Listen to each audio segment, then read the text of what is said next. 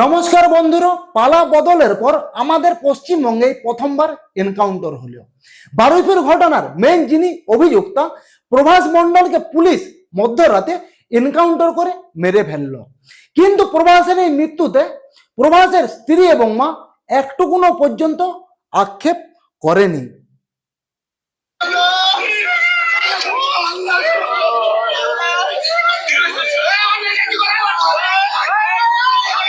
আনন্দ আছে, আনন্দ বন্ধু আছে। কি নাম কি ধরে? আমি চিনি, আগে চিনি না। আমি এটাকে পেলো কোথেকে? না মানে কালকে রাত্রে মেয়েটাকে ধরলো কোথেকে ওরা? রাস্তা থেকে নিয়ে গেছে। মানে মেয়েটা একলা ছিল? একলা ছিল। ঘটনাটা কোথায় হয়েছে?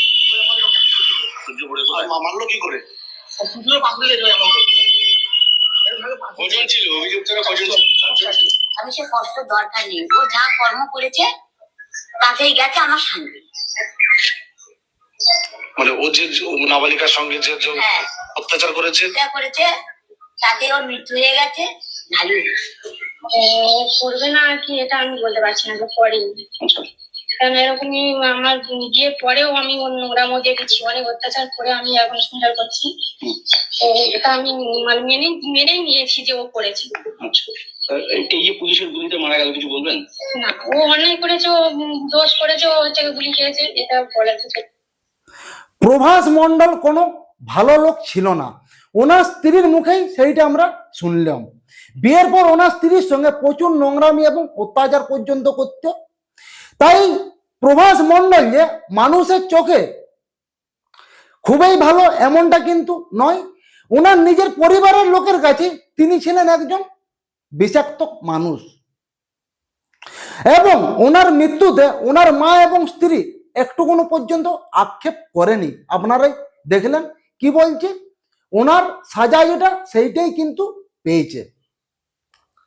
তাই প্রভাস মণ্ডল ঘটনাটি ঘটানোর পর থেকেই মিডিয়ার সামনে আবল তাবল উল্টো পাল্টা যেরকম কথা মুখে আসছে একের পর এক কিন্তু বলেই গেছে।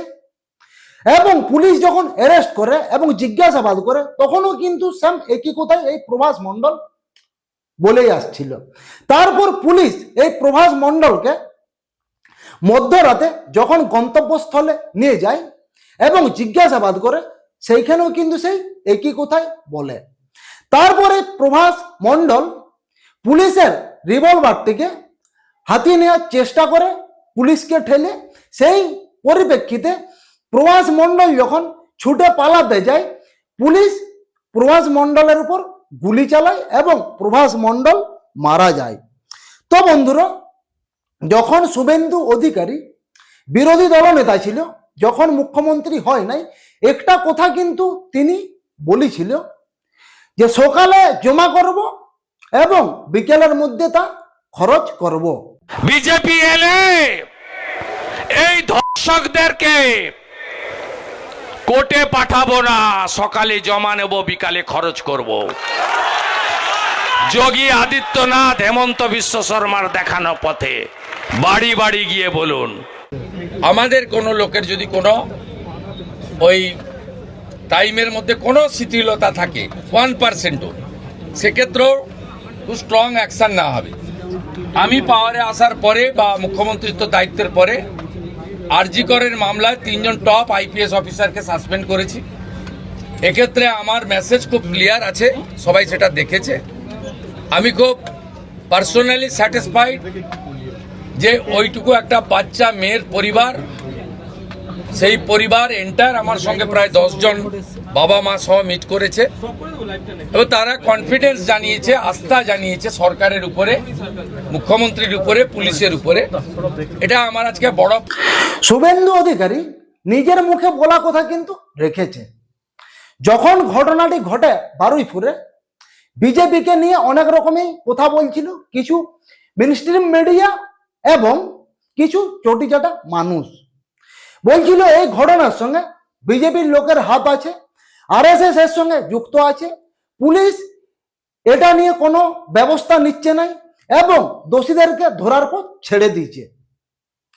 কিন্তু পুলিশ নিজের কাজ ঠিকই করে যাচ্ছিল এবং শুভেন্দু অধিকারী বাবু মহাশয় নিজের মুখে বলা যে কথা সেটাও কিন্তু তিনি পূর্ণ করে যাচ্ছিল এবং সেটা পূর্ণ করল। এবং এই যে কথাগুলি বিজেপিকে নিয়ে বলেছিল, মেয়েটির যে বাবা মানে ভিকটিমের, তিনি কিন্তু একবারও বিজেপিকে খারাপ কিছু বলেনি এবং শুভেন্দু অধিকারীকেও খারাপ কিছু বলেনি, এবং এই কথাটাও নিজের মুখে বলে যে পুলিশ নিজের কাজ কিন্তু করে যাচ্ছে এবং এর সঙ্গে আরএসএস এরও কোনো যোগ নেই। তবে এই প্রভাস মণ্ডলকে মারার পর মেয়েটির বাবা নিজের মুখে কি বক্তব্য পেশ করলো সেইটা আপনারা শুনুন। পুলিশের ওপরে পুরো ফুল ভরসা আছে। পুলিশ না থাকলে আমরা এত এগোতে পারতাম না কোনোদিন। খুশি আমি, তাতে খুশি। আরো যারা আছে তারা অ্যারেস্ট হবে, দোষীদের শাস্তি হোক, এটুকু আমি চেয়েছি। দাদাও এই জিনিসটা খুব মাথায় রেখেছে। দাদা আমার ভরসা দিয়েছে, দাদার ওপর ফুল ভরসা আছে। আমার যে সিএম আছে না, ওনাকে দাদা বলে আমরা সম্মান করি। দাদা ফুল ভরসা দিয়েছে, ওনার ওপর ফুল বিশ্বাস, আশা, ভরসা সব আছে আমার। আমি কঠোরভাবে সাজা চেয়েছি। দাদা বলে তুমি শুধু আমার কাজ দেখে নাও, আর সত্যি দাদার উপর আমাদের ভরসা। মেয়েটির বাবা প্রথম থেকেই কিন্তু শুভেন্দু অধিকারী বাবু মহাশয়ের কাছে এবং পুলিশের কাছে ভরসা করেই ছিল, এবং ওনার যেটা আশা সেইটা কিন্তু পুলিশও পূর্ণ করলো এবং আমাদের মাননীয় মুখ্যমন্ত্রী শুভেন্দু অধিকারী বাবু মহাশয় তিনিও কিন্তু পূর্ণ করল। কিন্তু এই বিষয়টাকে ঘিরে রাজনৈতিক মণ্ডলের মধ্যে একটা বিশাল বড় তোলপাড় চলছে। সেই তোলপাড়টা লাগাচ্ছে কারা? বিরোধী দল টিএমসি আর সিপিএম। প্রথমত মিছিল করছিল জাস্টিস ফর বারুইপুর, কিন্তু যেই জাস্টিস হয়ে গেল, ওই যে মেন আসামি প্রভাস মণ্ডলকে এনকাউন্টার করে মেরে ফেললো। মারার পর তৃণমূলের একজন বিশাল বড় নেত্রী মহুয়া মৈত্র কি বক্তব্য পেশ করলো সেটা আপনারা শুনুন। ইউপি 2.0 আমরা এতদিন শুনতাম ইউপি হচ্ছে এনকাউন্টার রাজ, ঠকতো সরকার। আজকে বাংলায় এই প্রথম এনকাউন্টার আমরা দেখলাম, এবং বিজেপি, আমার আশ্চর্য লাগছে, তারা বলছে এটা দৈব বিচার। এইরকম চটিচাটা নেত্রীর জন্য আমাদের পশ্চিম বাংলার এইরকম দুর্দশা। প্রথম থেকে এই মহিলারা এইসব জিনিসকে সাপোর্ট করে আসছে। এই জন্য যারা বড় বড় আসামি, রেপিস্ট একের পর এক কুকীর্তি যখন করছে, দুবার কিন্তু ভাবে নাই। কিন্তু এবার যখন এই আসামি প্রভাস মণ্ডলকে এনকাউন্টার করা হলো, এটা কিন্তু এই বিরোধী দল টিএমসি আর কিছু সিপিএম এর লোক মেনে নিতে পারছে না। কি বলছে? যে কাণ্ডগুলি আগে ইউপিতে ঘটতো সেটা আবার পশ্চিমবঙ্গে হচ্ছে। অবস্থাটা বুঝতে পারছেন? আমাদের পশ্চিম বাংলায় কামদুনির থেকে শুরু করে একদম হাসখালি এবং RG Kar, Kasba law college, Durgapur IQ city medical college, এত বড় বড় কাণ্ড ঘটেছে ধর্ষণের। সেই সময় এইসব নেত্রীরা সেরকম কোনো আওয়াজই তুলে নেই। মুখ্যমন্ত্রীর তো কথা বাদেই দিন, তিনি তো আবার বলেছিল রাত 8টার পর মহিলাদের বেরোনো নিষেধ। বুঝতে পারছেন? এই করে আমাদের পশ্চিমবঙ্গটা দিনকে দিন শেষ করে দিয়েছিল। এই যে এখন একটুকু ঝাড়াই বাছাই শুরু করেছে, এনাদের ফেটে একদম ঘ হয়ে গেছে। তা না হলে এই কথাটা বলতে পারে? এই যে কামদুনিতে 15 বছর পর কি হলো? যারা আসামি জেল থেকে বেরিয়ে গেল, সাজা পর্যন্ত হলো নাই। কি সাজা হলো? জেল হেফাজত। একটা এরকম ক্রিমিনালকে, রেপিস্টকে জেলের মধ্যে ভরে রাখা মানে সরকারের খরচা বহন করা। তাই রেপিস্টদেরকে জেলে রাখার থেকে এনকাউন্টার করাটাই হচ্ছে সব থেকে বুদ্ধিমানের কাজ, যেটা একমাত্র আমাদের এই মাননীয় মুখ্যমন্ত্রী শুভেন্দু অধিকারী বাবু মহাশয় করে দেখালো। বিরোধী দলের সবসময় ফাটে এইসব বিষয়ে, তাই এইসব বিষয়ে আমাদের মাথা না ঘামানোই ভালো। তবে এই বিষয়ে দিলীপ ঘোষ একটি বক্তব্য পেশ করেছে, সেটাও আমি আপনাদেরকে শোনাবো। এনকাউন্টার হয়েছে পশ্চিমবাংলায় সম্ভবত প্রথমবার, নকশাল আমলে হতো। আমরাও এনকাউন্টার করতে চাই না, কিন্তু তখন যখন ইউপি বিহার এনকাউন্টার হচ্ছিল, আজ সেখানকার মানুষ শান্তিতে আছেন, তখন এখানকার যারা সরকার ছিল টিএমসি, আমরা এনকাউন্টার চাই না বলতে বলতে সমস্ত দুষ্কৃতকারীদেরকে মাথায় তুলেছিল। তাই আজকে ওই অপকর্মগুলো হচ্ছে। পশ্চিমবাংলার পুলিশও চাইলে সবকিছু করতে পারে, এটা আমরা ভুলে গেছিলাম। অপরাধের ব্যাপারে জিরো টলারেন্স এটা আমরা বলেছি। এটা যেমন 24 ঘন্টার মধ্যে অপরাধীদের ধরেও নিয়েছে, আর যখন পালাবার চেষ্টা করেছে, উৎপাত করেছে, তার উপরে গুলি চালাতেও দ্বিধাবোধ করেনি। সেই জন্য অপরাধ দমনে পুলিশের হাত কাঁপবে না, সরকার পিছিয়ে যাবে না, এটা প্রমাণ হয়েছে। এবং মুখ্যমন্ত্রী হিসাবেও শুভেন্দু অধিকারী দেখিয়েছেন যে নিজে স্পটে দাঁড়িয়ে কি করে আইন শৃঙ্খলাকে ঠিক করতে হয়। যে কাজগুলো আগে করা দরকার ছিল সেই কাজগুলো বিজেপি আসার পর হচ্ছে। তৃণমূলের সময় যে সমস্ত পুলিশ ছিল কাজ করতে চাইলেও এই মমতার ভয়ে হাত পা গুলো তাদের বেঁধে রাখত। অনেকেই ভালো ভালো পুলিশ ছিল ওই সময়, কাজ করতে চাইলেও মমতা কাজ করতে দিত না। কিন্তু এখন পুলিশ যেটা ওনাদের কর্তব্য সেই কর্তব্য কিন্তু অনবরত পূরণ করছে, কোনো দিক থেকে বিরল কিন্তু হয় নাই। এবং শুভেন্দু অধিকারী বাবু মহাশয় সেটা সাফ সাফ জানিয়েও দিয়েছে পুলিশকে, যেখানে ভুল হবে সেইখানেই কিন্তু স্টেপ নেবেন। তবে আর একটি ঘটনা আপনাদের সঙ্গে শেয়ার করব। কাল প্রাক্তন যিনি মুখ্যমন্ত্রী ছিলেন মমতা বন্দ্যোপাধ্যায় এই বারুইপুরের ঘটনাকে কেন্দ্র করে একটি মিছিল ডেকেছিল, কিন্তু মিছিল ডাকার পর মমতা নিজেকে আর কাবু রাখতে পারেনি, জ্ঞান হারিয়ে ফেলে, হোশ হারিয়ে ফেলে নিজেরই তৃণমূলের একজন কর্মীকে সোপাটে একদম চড়ের পর চড়, চড়ের পর চড়ের পর চড় মেরে গেছে। এই যে ভিডিওটা আমি আপনাদেরকে দেখাচ্ছি, দেখছেন এখানেও কিন্তু আপনারা সাউন্ড শুনতে পাচ্ছেন। কি করে ঠিক থাকবে মমতা ব্যানার্জি? এই যে হারটা তৃণমূলের, এই হারটাকে মমতা ব্যানার্জি এখনো পর্যন্ত মেনে নিতে পারেনি। তিনি তো অনবরত বলেই আসছে যে বিজেপি চুরি করে জিতিছে।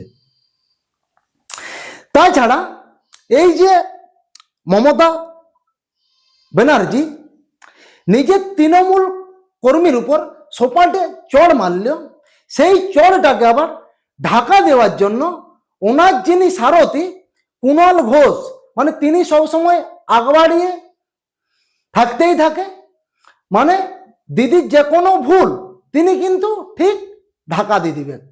সেই পরিপ্রেক্ষিতে একটি বক্তব্য তিনি বলেছে, যেটা শুনলে আপনারা অবাক হয়ে যাবেন। যদি কোনো মা যদি তার কোনো সন্তানকেও ধাক্কা দিয়ে সরিয়ে থাকে আর এক সন্তানের চিকিৎসার জন্য, সেইটা আপনাদের খবরের খোরাক হতে পারে কখনো? তাছাড়া মমতা আরো একটি এমন কাণ্ডে ফেসে গেছে, পুরো রাতের ঘুম উড়ে গেলে বললেই চলে। তৃণমূলের তহবিলে থাকা 440 কোটি টাকা ফ্রিজ করলেন ইডি। যখন মমতা মুখ্যমন্ত্রী ছিলেন সেই সময় 440 কোটি টাকা দিয়ে একটি হেলিকপ্টার কিনেছিল শোভা করার জন্য, এবং যাবতীয় খরচা সেই টাকার থেকে বহন করা হয়েছিল। এবং এই টাকাটি পেয়েছিল কারোয়েল এডিভেশন নামে একটি কোম্পানির থেকে, এবং ওই টাকাটি ছিল একটি ব্ল্যাক মানি, যেটা হোয়াইট করে ওই হেলিকপ্টারটি কিনেছিল। এই পরিপ্রেক্ষিতে একদম ইডি মমতার পেছনে লেগে যায়, এবং ওই টাকাটি যখন তৃণমূলের তহবিল থেকে হেফাজত করে ফ্রিজ করে দেয়। ফেসে এখনো পর্যন্ত এই বিষয়ে তদন্ত চালাচ্ছে ইডি। কি হয়, যা খবর আসবে আমি আপনাদেরকে জানাবো। তার মধ্যে আরো একটি ঘটনা ঘটে গেল শিলিগুড়িতে। একটি টেনে পড়া ছেলে স্কুলের মধ্যে শুভেন্দু অধিকারী বাবুর মহাশয়ের ফটোটা নিচের মধ্যে রেখে তার উপর পেচ্ছাপ করে, এমন কি গোড়ারে থাকালে ওনার মায়ের নিয়ে কুর্চিকর ভাষায় গালাগালি পর্যন্ত দেয়। মানে কত বড় সাহস, কত বড় স্পর্ধা দেখুন।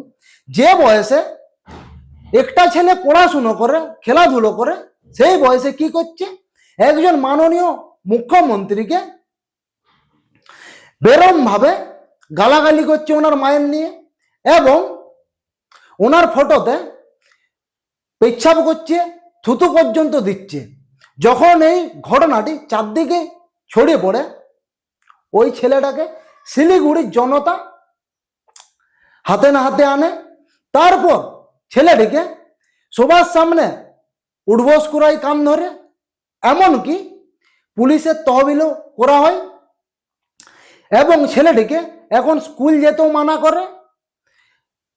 তারপর ছেলেটিকে যখন পুলিশ থানায় নিয়ে যায়, পাবলিক সোজা একদম ডিম থেরাপি শুরু করে দেয়।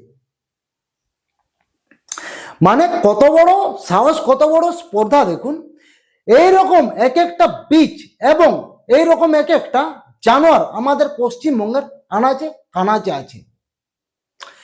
এই যে ছেলেটির সঙ্গে করলো পুলিশ এবং আমাদের পশ্চিমবঙ্গের জনতা একদম ঠিক কাজ করেছে। তাছাড়া আমাদের পশ্চিমবঙ্গের কোনায় কোনায় যে কটা পিচ এবং জানোয়ার আছে এইরকম করার চিন্তা ভাবনা ভাবতেই থাকবে। এই যে একটি ঘটনা ঘটল, এরপর কিন্তু অনেকটা হলো সুধরিবে। কারণ এই যে বারুইপুরের ঘটনা, মেন যিনি আসামি প্রভাস মণ্ডলকে যেভাবে পুলিশ এনকাউন্টার করে গুলি করে মারল, আমাদের পশ্চিমবঙ্গের মানুষ কিন্তু সকলেই হ্যাপি এই রকম ভাবে আসামিকে এনকাউন্টার ভাবে মারার জন্য। কিন্তু এই যে বিরোধী দল সিপিএম আছে, তৃণমূল আছে, তারা কিন্তু একটুকুনো খুশি নয়। কারণ তৃণমূলের সময় যদি এইসব ঘটনাগুলোতে এইরকম যদি স্টেপ নিত, যারা বড় বড় আসামি, দুবার এই কাজটা করার আগে কিন্তু ভাবতে হয়। কিন্তু তৃণমূল থাকাকালীন এইরকম কোনো চিন্তা ভাবনা নেয়নি বলেই এইরকম রেপের সংখ্যাগুলো আমাদের পশ্চিমবঙ্গে দিনকে দিন বেড়েই যাচ্ছিল। তো এই বিষয়ে আপনাদের কি মতামত অবশ্যই কমেন্টে জানান, এবং ভিডিও যদি ভালো লাগে অবশ্যই ভিডিওটিকে লাইক করুন। এই চ্যানেলে আপনারা যদি নতুন ভিজিট করে থাকেন অতি অবশ্যই চ্যানেলটিকে সাবস্ক্রাইব করুন। আবার দেখা হচ্ছে নতুন কোনো ভিডিওতে নতুন কোনো টপিক নিয়ে। ততক্ষণ আপনারা সবাই ভালো থাকুন, সুস্থ থাকুন, নিজের ফ্যামিলির প্রতি খেয়াল রাখুন। নমস্কার।